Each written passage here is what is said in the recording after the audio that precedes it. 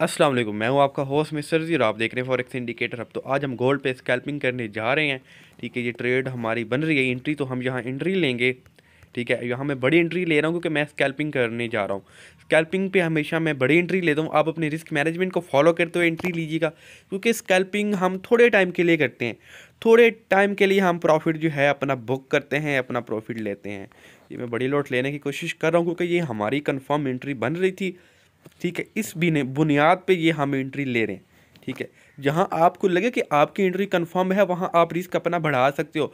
जहां आपको फ्लैक्चुएशन नज़र आए, हलजुल नज़र आए, तो वहां आपने नहीं घुस जाना है, क्योंकि इससे आपको लॉस भी हो सकता है। और एक तो आपकी इक्विटी थोड़ी होती है, ऊपर से आप बड़ी लोड ले लेते हो, तो वो क्या होता है, थोड़ा सा फ्लैक्चुएट होता है ना, तो आप लॉसेस करवा देते हो। तो ऐसा हरगिज़ नहीं करना। आप हमेशा जब भी स्कैल्पिंग पे आओ तो कंफर्म ट्रेड लेनी है। यहाँ से यार थोड़ी सी ब्राइटनेस ठीक हो गया।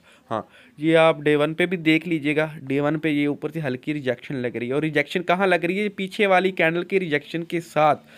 ठीक है, M15 पे भी आप देख सकते हैं कि ये रिजेक्शन थोड़ी सी ऊपर हो रही है, लेकिन ये आप देख लीजिएगा, थोड़ी सी वीडियो पॉज थी, तो ये देख लीजिएगा कि आपके सामने है। ये आपके सामने ये मेरी जो ट्रेड है वो प्रॉफिट में जाना शुरू हो गई। अब यहाँ देखिएगा कि इस कैंडल ने क्या किया, पिछली कैंडल के नीचे ना अपनी क्लोजिंग दे दी। दो कैंडलों के दरमियान में इसने क्लोजिंग दे दी, तो इसका क्या मतलब बनता है कि ये कंफर्म बाय है, सॉरी कंफर्म सेल में जा रही है। क्योंकि जब ये नीचे कैंडल के पिछली बार अक्स कैंडल के नीचे क्लोजिंग देती है या ओपनिंग देती है, तो ट्रेंड उसके हक में जाता है। अब इस ये कैंडल ने भी ऐसा ही वही सीन दोहराया है कि इसने क्या किया है, जो पिछली कैंडल थी उसके नीचे क्लोजिंग दी। H4 पे भी आप देख सकते हैं, H1 पे भी आप देख लीजिएगा कि इसके ऊपर वीक नहीं है।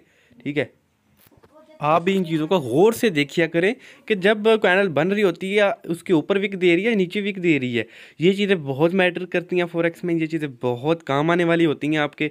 तो मैं पिछली वीडियोस में मैं बताता भी हूँ। मैंने एक मोमेंट क्रैश पे भी कोर्स दिया, उसमें भी कैंडल के बारे में ही डिस्कस किया है। मैं नीचे डिस्क्रिप्शन में उसका लिंक दे दूंगा उस वीडियो का, आप वो भी वीडियो देख सकते हैं कि मोमेंट क्रैश पे काम किस तरह करना है। A to Z मैंने गाइड किया है, A to Z बताया है। कि अब स्कैल्पिंग ये देखिएगा कि हम थोड़े से टाइम में अगर करेक्ट एंट्री ले लेते हैं तो हमें $400+ या $500+ प्रॉफिट हो सकता है। और ये कन्फर्म और अथेंटिक है कि आपके सामने मेरा प्रॉफिट भी चल रहा है। ठीक है, और ये देखिए जो अगली कैंडल बनी है ना, ये जो लॉन्ग सी, इसने पिछली कैंडल को क्या किया है, क्रॉस कर दिया, सबके जो हाई लो थे तोड़ दिए। ठीक है, ये रिजेक्शंस हुई है बार बार। अब मैं थोड़ा सा आपको लाइनें भी लगा के ये थोड़ा सा ना मैं दिखा भी देता हूँ आपको। ठीक है ना, ये ज़रा देख लीजिएगा। ठीक है, ये यहाँ आपको वाज़े नज़र आ रहा होगा। और जो नीचे लाइन है, यहाँ जो मैंने ये लाइन लगाई है, ये क्यों लगाई है कि यहाँ क्या हुआ है कि मार्केट ने ना फ्लैक्चुएशन दी है। फ्लैक्चुएशन मतलब ये होता है कि रिजेक्शंस की भुजाड़ की है, और जब रिजेक्शन की भुजाड़ होती है ना, तो मार्केट हिल जुल के रह जाती है। इसी वजह से हमें लॉस होते हैं। ठीक है ना, अब ये इतनी बड़ी कैंडल बनी है, इसके ऊपर भी विकनी है, नीचे भी विकनी है, ये मोरोबोजो कैंडल बनी है और ये ऊपर बनी है। सो लिहाजा अब बाय का ट्रेंड है वो ख़त्म हुआ है, थोड़ी देर के लिए हुआ है या कुछ घंटों के लिए हुआ, वो ख़त्म है। अब अगली कन्फर्मेशन के तक जब तक नहीं आएगी तो ये क्या होगा, सेल में ही जाएगा।